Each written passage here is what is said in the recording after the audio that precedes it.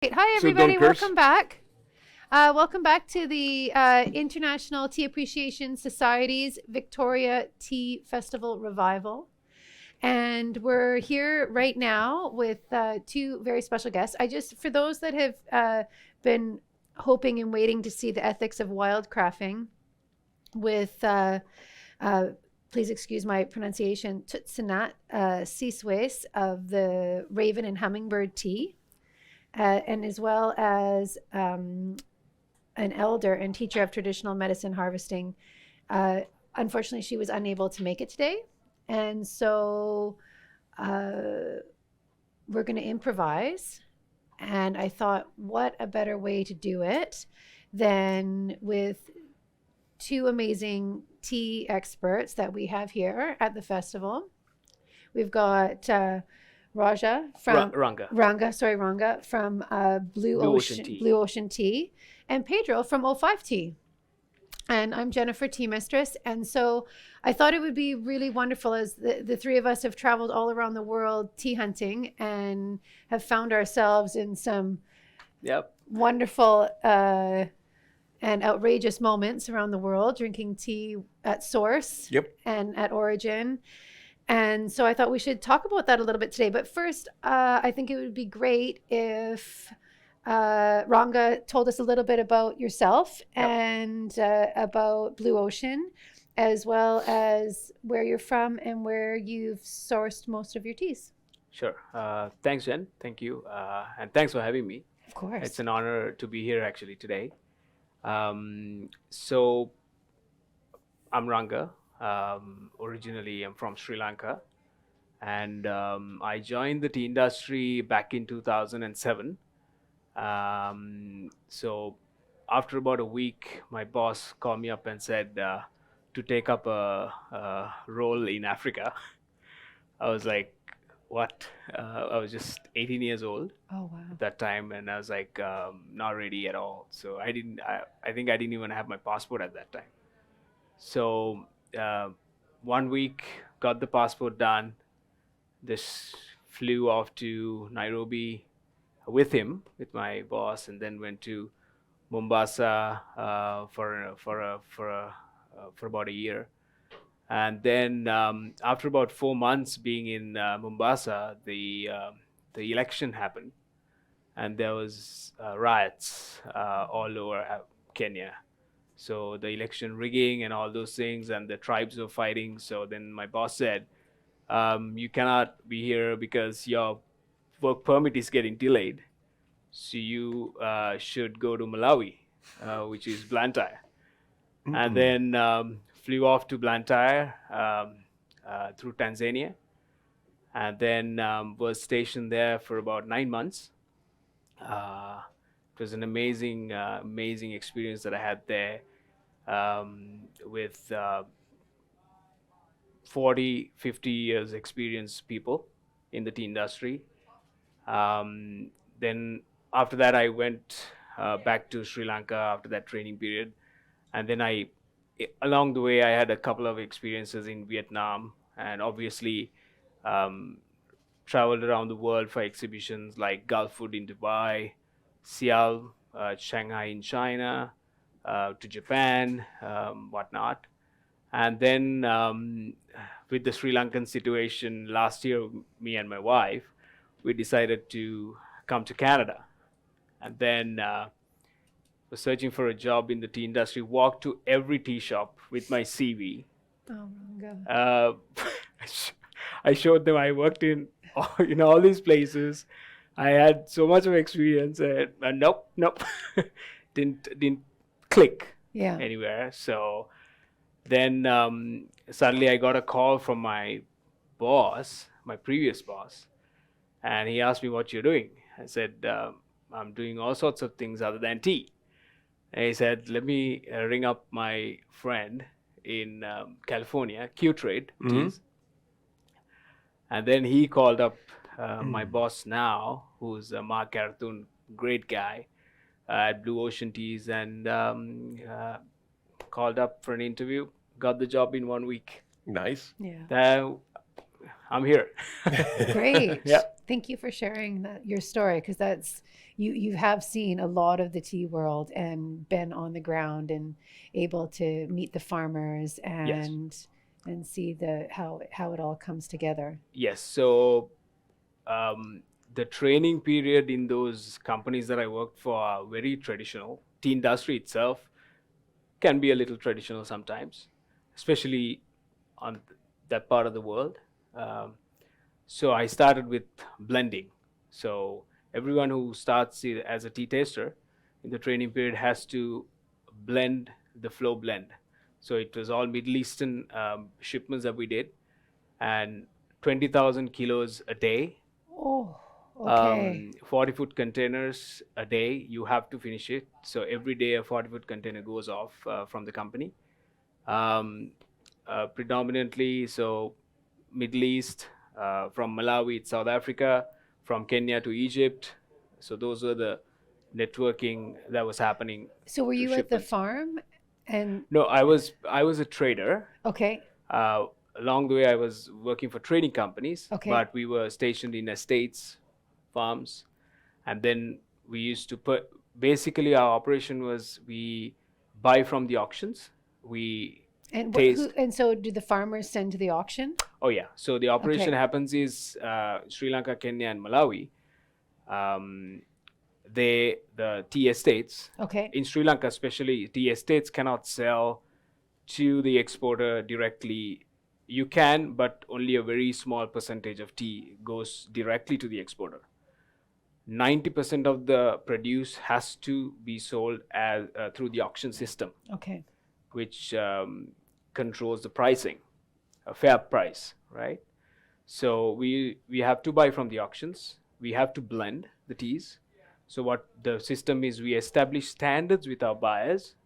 So we try to match the same standard every week from the auction. So to buy 20 lines of tea, you have to taste about 500, 600 cups a week.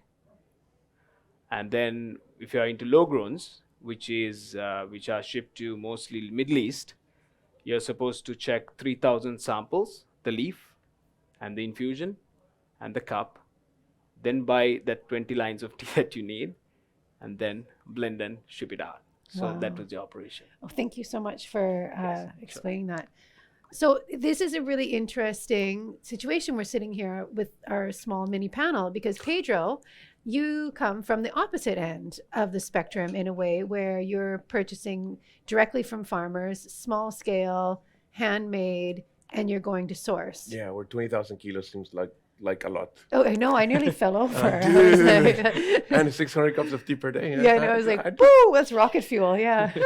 She's pretty good. Yeah, exactly polar opposite. Pedro, can you tell us a little bit about O5T About and 5T. about your, and also maybe your tea experience? Yeah, of course. So we have a little tea bar on West 4th.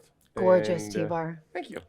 It's a Gorgeous. bar, it's like 18 seats and a long bar where you talk to the bartender and say, how you're feeling and what kind of drink you'd like, and we'll make a drink for you, which happens to be tea, and that's it. We'll custom make something for you, and the goal is to make you happy. So many of these teas have weird names. Some of these teas, the whole production was perhaps 10 kilograms or 30 or what have you. So it's going to be very difficult to replicate. And as long as you walk out the door happy, then that's good. So I'm interested in knowing about how you source your teas and what happens when you go to source them. Source teas. Okay, so we work with smaller producers and middle-sized producers, but typically we just pick a place on a map and find a plain ticket that would get us closer to that place on the map, and go find some growers, knock on doors, and perhaps bring some tequila in the backpack and say, hey, I got some tequila, can I try some tea? Oh, that's a good technique. I like that. It's a technique, it works. Yeah. And then just try to make some friends. There's usually a lot of pre-work. There's a lot of pre-work, just making phone calls and finding people on WeChat. It's insane, the apps that you have to use on your cell phone to communicate with people across the world are all of them, because you need WeChat and Line and Facebook, and depending on the country, you have to start seeing who's friends with whom. But anyway, it boils down to at some point you buy a ticket, you show up, and maybe bring something that's appealing, and make friends and drink tea. We're working right now on a movie, for example, with a lady. Oh, we have also a little tea bar in Kyoto, by the way, which just opened in summer. But anyway, to give you an example, we are visiting a lady called Ishimoto, and Ishimoto-san lives in a place called Tokushima. She is the last grower in Japan that makes Tokushima-style kancha. There's nobody else but this lady who makes this type of tea. She's 87 years old and she's retiring. So last year she was able to give us 3 kilograms, both for our Kyoto and Vancouver tea bars. And next year, she said, I don't know how many kilograms I'm going to give you, but it's the last time I'm ever going to make tea, because she's 87. So we're flying next month and hanging out with her, trying to convince her to give the recipe to a younger girl that we can bring from Huasca.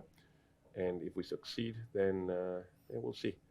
But Wow. first, we need to talk to Ishimoto-san. Amazing. Yeah, she's a cool lady. She's a machine. She's 87 and she's gonna live to 130, but she doesn't want to make tea anymore. 'Cause Okay. she's been doing it probably for 85 years.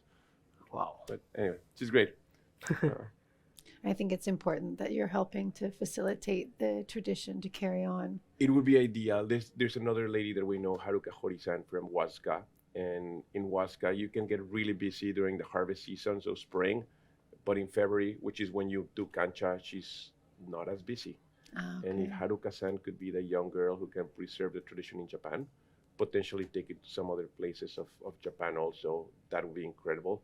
We need to make sure, of course, that the village leadership, and it's a small village of probably like just over a dozen people, but if the village leadership is okay with the tradition and recipe being shared, then maybe we'll have kancha for more years. Here's hoping. Yeah, we'll work on it. We'll bring Cups some up to tequila that. for those guys and see if they, That sounds good. they agree. The reason why I thought it would be interesting to talk about tea hunting is it's not an easy job. I've been tea hunting for 20 years now, and wherever I go, I try to make connections through friends and say, oh, where's this tea farm? If I've tasted a tea that I like for example, one small story that popped to mind as soon as I said that, I was in Barcelona and I went into this tea shop, because whenever I go to a new city, I usually search out, I Google Gong Fu tea shop or Chinese tea shop, because then I know they're going to have nice loose leaf Of course. teas.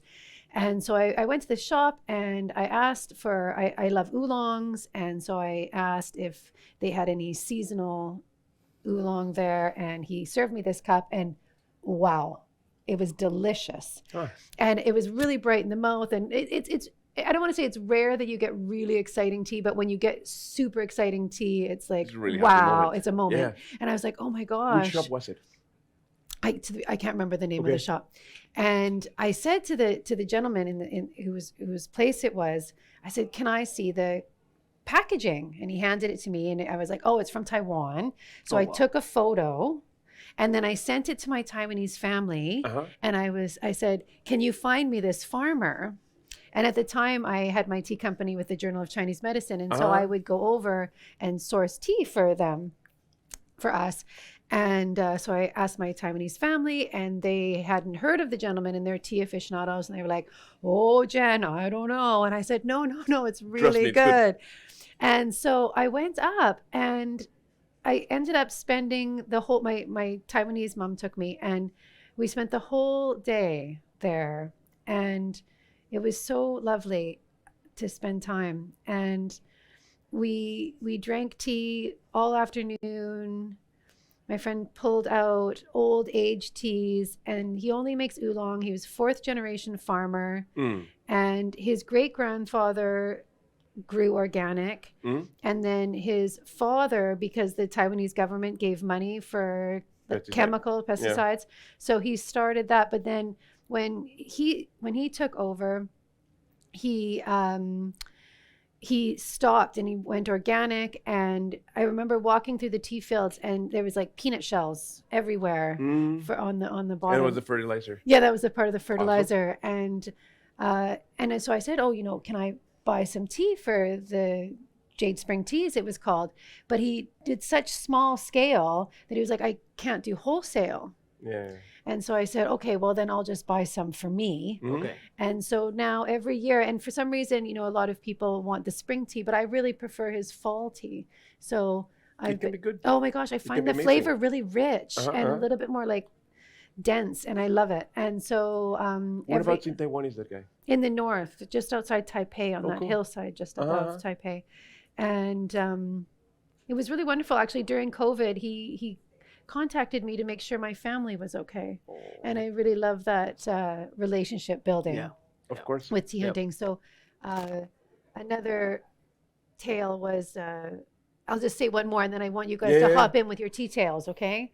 So another one, my husband was on tour in Vietnam, and one of the fixers for the festival he was playing at, she saw that my email was Tea Mistress, and she was like, oh, do you like tea? I'm like, I love tea.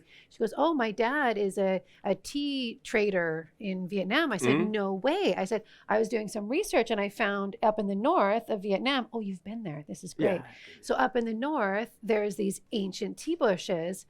And so she's like, I'll get my dad to organize some? it for you. No, so Or he took get me them. up there. Uh-huh. So we got in this van and I brought my husband and these two other people from the band that wanted to go. We're like, let's go on this tea adventure. Excellent. And we got up there and it was, oh gosh, must have been like, I didn't think it was going to be that far, but it was like a 5-hour drive up there. And we got up to the bushes and they were so beautiful. And this wonderful woman showed us around and explained all the tea. And we sat and had tea. But I didn't know that in Vietnam, the tea is brewed really strong. It can be. Oh, It like can be. really Yep. strong. And I'm sipping it and I'm going kind of like this. Yep. And she was like, we pour it strong here. I said, okay, I get let's it. do Yeah, this. yeah. And it was just a really wonderful day. So sometimes I still, my girlfriend there sends me tea. She always sends me the lotus because in Vietnam they have, there's these, Yeah, they take lotus the infused lotus, green. but wrapped in the lotus Oh, wrapped in lotus petals. petals. Yeah, the lotus leaf and then, or the Yeah, yeah. the flower, and then the tea is pressed inside and then Sweet. wrapped and then Yeah. it's so gorgeous and it gives a really nice like chi feeling. It's beautiful. So do you want to share a tea adventure you've been on? Yeah. Starting, it's all about trading. Okay. It's Pedro's story and your story is kind of different to what I've been through in the industry. Yeah. So, would like to share something. Okay, I'll talk about the digital transformation of the tea auction. Mhm. Okay. So the Sri Lankan tea auction was known to be the fastest tea auction in the world. Okay. They used to sell at the outcry tea auction. They used to sell the broker was 7-8 lots per minute. 7-8 lots per minute means it's about 8,000 kilos in a minute. Insane. Insane, man. So the weekly auction was about 6 to 7 million kilos. So they have to finish the auction in 2 days, 1.5 to 2 days. So this when COVID happened, nobody could have the auction because it was an outcry auction and everybody was seated together bidding for the teas and whatnot. Mm-hmm. So then What a buzz that must have been, that- hey? that Everybody was- like, whoa, yelling down. yeah, it was Oh. it was great. And everybody knew each other, even though they were competitors. They were laughing, having tea Friends, at the yeah. auction. Yeah, a lot of get-togethers like that. So everything just halted because of that, but because of COVID. And then so a committee was appointed within a week because 7 million kilos manufactured kilos was just sitting behind Oh. without a home, and the plantations were not getting paid, Mm. and the millions of workers are not getting paid, right? So it's about it's an industry where in Sri Lanka it's about 10% of the population directly or indirectly depending On tea. on the tea industry. So it's about 2 million people. Wow. So then what happened was there was a committee. They were great. They got in touch with a company, a digital company, and then they said, we want a tea auction done just now. Figure it out. Figure it out. They went to India next day because the India was a hybrid system. Okay. They had the outcry auction, and they had already implemented first few steps of going to a digital auction, right? They studied that, came back, they made it so they improved it Yeah. to a level where nobody needs to come now.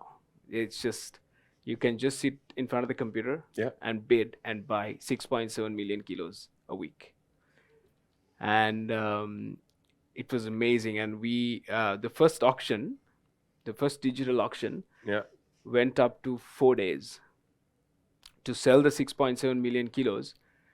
It took 4 days digitally because people are making mistakes. There were so many, we were reversing the lots and then putting back on sale, which wouldn't have happened at the outcry because it's the first time illegal to do that, to put it up on sale. And but digitally, we had to change the bylaws of CTTA, Ceylon Tea Traders Association. It was a huge shift, and millions of dollars investments, and unbelievable. It was after 4 days, we sold the 6.7 million kilos. The next week, it came down to 3 days. From the following week, it came down to 2 days. Now it's sold like almost 1 day. It's all done. Wow. Is this So all that was- CTCT? These are all orthodox and CTC. Okay. So in Sri Lanka, you get the low growns, high growns, and medium growns. Is that like elevation? Elevation wise. Okay. So 0 to 2,000 feet, it's low growns, which Okay. is in the southern parts of Sri Lanka. The central part is over 4,000. That's the highest elevation, and the medium growns are between 2,000 to 4,000 feet from the sea level. Got it. So we have all those regions have different catalogs. So 8 catalogs are sold at the auction by 8 brokers. Got it. So it's 64 catalogs. Dude, it's efficient. Like the work that was done was extremely efficient. Yeah. So it was amazing. I mean, we used to come in shorts to the office for auctions. Normally, you have to wear a proper attire for the auction, and you have to be like really stiff and all that. So it was a lovely experience. It must have been so important, like when you said that 2 million people depend on Yeah. the sale of these tea for Yes. their livelihood, to feed their families. Yes. And it's impressive how quickly that impressive. switched around when there was a need. Yeah. Well, that talk about, like, we complain about governments being slow, which oftentimes they are. Yeah. But whoever was working there was incredible. Yeah, You that's- changed laws, you changed. Oh yeah, everything was Everything. changed. Everything was changed within a Impressive. matter of a week. Yeah. It was amazing. Dude, so if you want to buy 7 million kilos of tea and you do it online, do you even get to try it? Is there just like a standard that you know what you're going to No, buy? it's just or? split second. So a buyer, an exporter has Yeah. only, for the first bid, you have only 7 seconds Okay. just to put whatever you're saying. So they're asking for, say, 1,000 rupees. Right? You can bid 700 rupees. And then it goes, Yay or nay. now my company, which I work for, is Ranfur. Right. And Akbar Brothers will come in, Finlays will come in, all these companies will bid in, Lipton's, whoever, right? Dilma will come in and bid. Right. Oh, wow. So all these companies will bid, and the highest bid, the broker has the right to sell Right. or take it out, because the plantations will say you have a limit to sell. Right, right. Don't sell it. So then what they do is they put it out. They take the lot out from the auction. They come back after the auctions to the exporters and say, there's a lot which was out. Can you pay up and buy? Right. So that's the whole system. Yeah, yeah. But there's a limit, so you should pay Yeah. attention. So the That makes second sense. bid, and so you have only 5 seconds from Right. the second bid to bid. And what happens if you bid for a lot and you think it's going to be great and then you try it and it's just not great and you have a million? Is there a taster If or it- somebody that sort of is like quality Oh control? yeah, so before the auctions, you're supposed to taste Okay. and put all the comments on the computer. Oh, okay, okay, You have okay. to yeah. feed all the comments. So there's a capable person that already did the. Yeah, so the tea tasters do that. The tea buyers. That's us. okay, okay. We taste the teas, we put the comments on the computer. Got it. Got it. Dude. Yep. and then we Okay, so start you've bidding. got a very refined palate. Uh, Yeah. New York broker, man. They're just Yeah, that's amazing. Oh, yeah, please. Question. Yes. Jump in. Both fascinated and appalled about the volume of tea. yes. So I'm wondering about the sustainability of soil, earth, Mother Earth. Here, you know, we plant trees that are harvested for Yeah. forests, for lumber. So how, with that amount of production, how does the soil sustain its nutrition? Yeah. Is it chemical fertilizer? Or? Yes. So, ma'am, what happened was Sri Lanka went through a shift with this current economic condition. So the government said we need to be 100% organic overnight. So before, I mean, from that shift, there were a little urge to making all the plantations organic, but it's not commercially and practically viable to do that. So these plantations have been there for the last 200 years, right? So the English, we were under the English British rule, Sri Lanka. So at that time, they started the coffee plantations at the initial stage. So then it died off. Then they started planting tea in the highlands of Sri Lanka, central parts of Sri Lanka. Then only the whole industry started by Mr. James Taylor, who was an Englishman who started the tea industry in Sri Lanka. The first tea estate is Lulkandra. That's his home and the tea estate. That's in Kandy. That's in the central part of Sri Lanka. And then, so from there, the industry had grown into this. So the fertilizer, definitely it's not 100%, I would say, chemical free.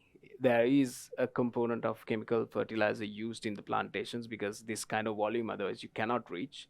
So the industry has built in that particular way, and the revenue is brought in, about $1.6 billion is brought into the country every year by the industry, right? For a small country like Sri Lanka, 1.6 billion is quite large. Yes. So to shift from that to organic, 100% is not working out at all. So some plantations, they are starting a few organic plantations to support the ecosystem and sustainability of the environment and whatnot.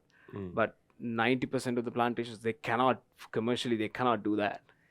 So I think we've got 5 minutes left of this talk. And so I think this brings up a really important point. Yeah. And I think we've got a really great balance here. And I love your question. And what I think is really important about it is, as a tea drinker and tea lover, I personally try to find companies. I buy a lot of tea from Pedro. I buy a lot of tea from my own sources. And what I hone in on is hand-picked artisan teas that are ideally organic. And for me, a big part of it is fostering this artisan tea making, like this woman in Japan, Ishimoto, yeah. Ishimoko. And so if we can continue this fostering and appreciation and education, because this is a very socio-political situation you're talking about. Yeah. I get that. It's Yeah. not like, oh yeah, let's all switch to organic, because there's so many people that's lives depend on it. Yeah. And we need a certain volume Yeah. in order to float that. Understandable. Yeah. But I feel for like us here in the West, for example, the more we choose to spend our consumer dollars with ethical tea sources and small batch artisan made, it really helps to contribute to a tradition. Yeah.